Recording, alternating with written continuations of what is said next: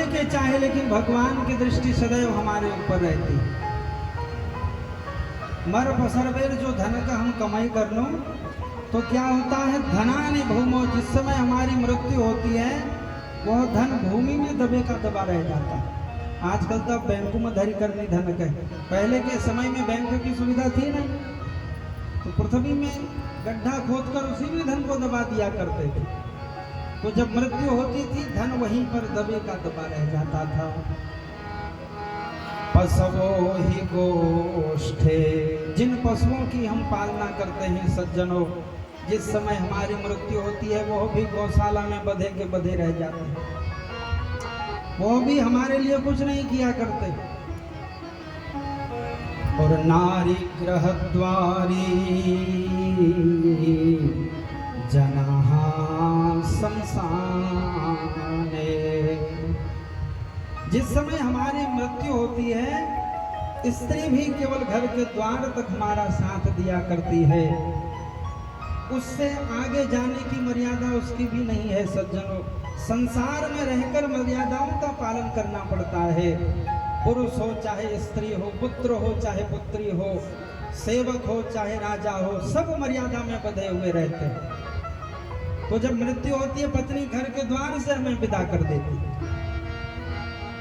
और जनाहा शमशाने, जिन सगे संबंधियों को हम बहुत प्रेम किया करते हैं और उनकी हर बातों को मानते हैं, सदैव उनका ध्यान धरा करते हैं, जिस समय मृत्यु होती है वो भी हमारा साथ कहाँ तक देते हैं, जनाहा शमशाने, शमशान भूमि तक सगे संबंधी हमारा साथ दिया करते हैं।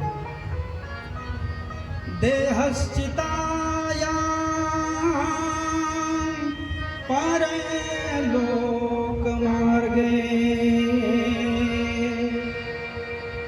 जिस शरीर की हम बहुत पालना करते हैं सज्जनों, अगर स्वास्थ्य गड़बड़ हुआ तो एकदम वैद्य के पास जाते हैं, किसी तरह से हम स्वस्थ रहें।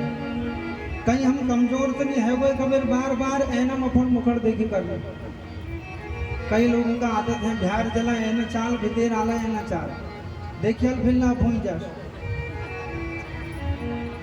तो इस तरह से जिस शरीर की हम इतनी रक्षा सुरक्षा करते हैं, तो जिस समय मृत्यु होती है उस शरीर भी कहाँ तक साथ देता है, देहश्चितायाम, चिता की अग्नि तक हमारा यह शरीर साथ देता है। अब ऐसा कौन सा साधन है बताओ जो मरने के बाद हमारे संग में चलता है? कह कहूँ हाथ ठाड़ करो जरा, कौन सा साधन है? आता तो सभी को है लेकिन वो दोनों जरा डर जे लागे, इनको कहीं गलत है वो पे क्या हो। तो उसके बाद धर्म ग्रंथ कहते हैं कि धर्मानुगो गच्छत जीवे कहो, हमने जो धर्म कर्म किया है, कभी किसी भोगी को भोजन कराया है, किसी प्यासे को जल पिलाया है, और संत जनों के चरणों की सेवा करी है, माता पिता की आज्ञा का हमने पालन किया है, यह जो किया हुआ धर्म है मरने के बाद यही हमारे संग में जाता है, यही हमारे जीवन की सच्ची कमाई है, बैंक सब यही धैर्य रहे। तो इसलिए सज्जनों, भगवान की भक्ति करते हुए हम अपने जीवन को धन्य करें। साथी है मित्र गंग के जल बिंदु पान तक, अर्धांगिनी बढ़ेगी केवल मकान तक, परिवार के सब लोग चलेंगे शमशान तक,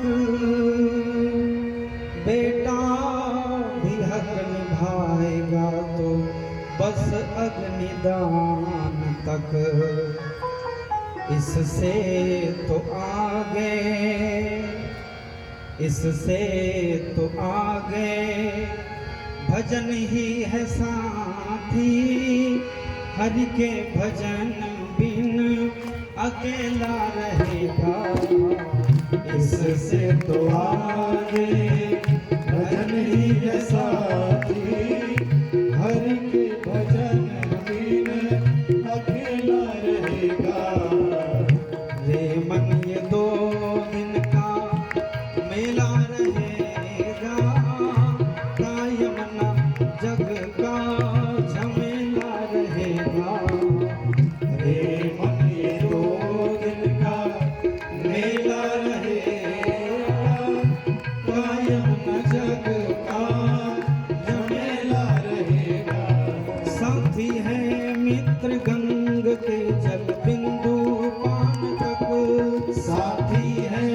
नेत्र गंग के जल बिंदु पान तक।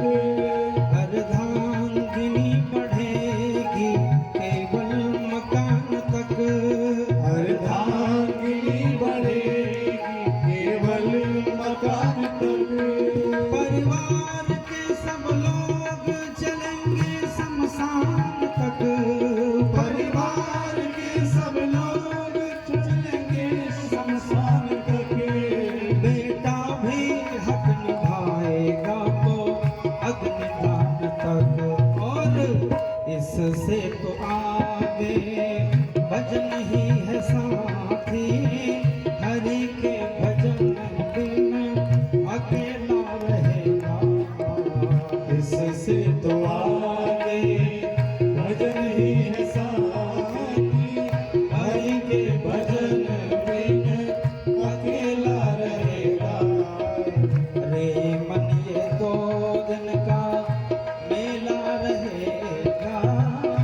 कायम न जग का झमेला रहेगा। रे मन ये 2 दिन का मेला रहेगा। कायम जग का झमेला रहेगा। राम नाम चित धर दो जो तू राम नाम चित धर दो। राम नाम चित धर दो जो तू राम नाम चित धर दो। आगिलो जन्म पाछलो तेरो 2 जन्म सुधर दो। आगिलो जन्म पाछ लो तेरो 2 जन्म सुधर दो। राम नाम चित धर दो जो तू राम नाम चित धर दो। राम नाम चित धर दो जो तू राम नाम चित धर दो। राम नाम चित धर दो जो तू राम नाम चित धर दो। राम नाम चित धर दो जो तू राम नाम चित धर दो। राम नाम चित धर दो जो तू राम नाम चित धर दो। राम नाम चित धरो जो तू राम नाम धर दो। तो इसलिए प्रभु श्री राम जी के दिव्य नाम को हम अपने चित्त में धारण करें। भगवान के नाम को जपें। लेकिन हम संसार में इतना फंस जाते हैं सज्जनों, भगवानों की आदत नहीं उन हम कुछ करण में बिल्कुल भर जो है ओषाण है कुछ करण गप मारण होली तो राता 2 बजने नील हरज आई सुना को कोई नहीं खबर।